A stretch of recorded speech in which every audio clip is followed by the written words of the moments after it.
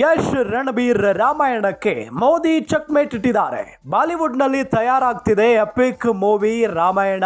ರಾಮನಾಗಿ ರಣಬೀರ್ ಕಪೂರ್, ಸೀತೆಯಾಗಿ ಸಾಯಿ ಪಲ್ಲವಿ, ರಾವಣನಾಗಿ ಯಶ್ ಅಭಿನಯಿಸ್ತಾ ಇದ್ದಾರೆ. ಬಹುಕೋಟಿ ಬಾಲಿವುಡ್ ರಾಮಾಯಣಕ್ಕೆ ನಿತೇಶ್ ತಿವಾರಿ ನಿರ್ದೇಶನವನ್ನ ಮಾಡ್ತಾ ಇದ್ದಾರೆ. ದಂಗಲ್ ಸಿನಿಮಾ ಖ್ಯಾತಿಯ ನಿರ್ದೇಶಕ ನಿತೇಶ್ ತಿವಾರಿ ಭರದಿಂದ ಸಾಗ್ತಾ ಇರೋ ರಾಮಾಯಣ ಚಿತ್ರಕ್ಕೆ ಮೋದಿ ಚಕ್ಮೇಟ್ ಇಟ್ಟಿದ್ದಾರೆ.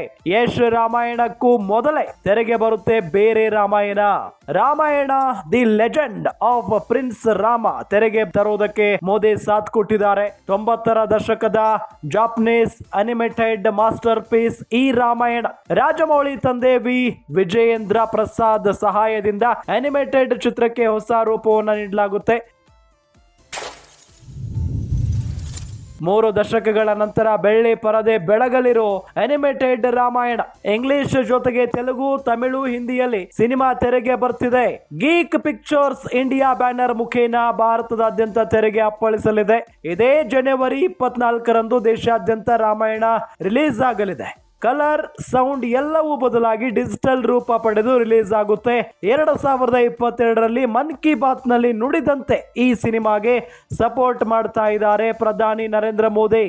ಇದು ಇಂದಿನ ಜನರೇಷನ್ಗೂ ತಲುಪಬೇಕು ಅನ್ನೋ ನಿಟ್ಟಿನಲ್ಲಿ ಮೋದಿ ಸಾಥ್ ಕೊಟ್ಟಿದ್ದಾರೆ. ಈ ಜಾಪನೀಸ್ ರಾಮಾಯಣ ಬಂದ್ರೆ ಬಾಲಿವುಡ್ ರಾಮಾಯಣಕ್ಕೆ ಹೊಡೆತ ಬೀಳುತ್ತೆ. ಸದ್ಯ ಕಂಗಾಲಾಗಿರೋ ನಿತೇಶ್ ತಿವಾರಿ, ರಣಬೀರ್ ಕಪೂರ್ ಅಂಡ್ ಟೀಮ್ 3 ದಶಕಗಳ ನಂತರ ಬೆಳ್ಳಿ ಪರದೆ ಬೆಳಗಲಿದೆ ಅನಿಮೇಟೆಡ್ ರಾಮಾಯಣ. ಇಂಗ್ಲಿಷ್ ಜೊತೆಗೆ ತೆಲುಗು, ತಮಿಳು, ಹಿಂದಿಯಲ್ಲೂ ಕೂಡ ಸಿನಿಮಾ ತೆರೆಗೆ ಬರ್ತಾ ಇದೆ. ಗೀಕ್ ಪಿಕ್ಚರ್ಸ್ ಇಂಡಿಯಾ ಬ್ಯಾನರ್ ಮುಖೇನ ಭಾರತದಾದ್ಯಂತ ತೆರೆಗೆ ಬರಲಿದೆ. ಇದೇ ಜನವರಿ 24ರಂದು ದೇಶಾದ್ಯಂತ ರಾಮಾಯಣ ರಿಲೀಸ್ ಆಗುತ್ತೆ. ಕಲರ್ ಆಗಿರಬಹುದು, ಸೌಂಡ್ ಎಲ್ಲವೂ ಕೂಡ ಬದಲಾಗಿ ಡಿಜಿಟಲ್ ರೂಪ ಪಡೆದು ರಿಲೀಸ್ ಆಗಲಿದೆ.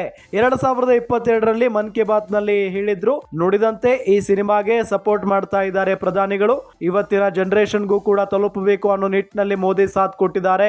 ಈ ಜಾಪನೀಸ್ ರಾಮಾಯಣ ಬಂದ್ರೆ ಬಾಲಿವುಡ್ ರಾಮಾಯಣಕ್ಕೆ ದೊಡ್ಡ ಮಟ್ಟದ ಹೊಡೆತ ಆಗುತ್ತೆ.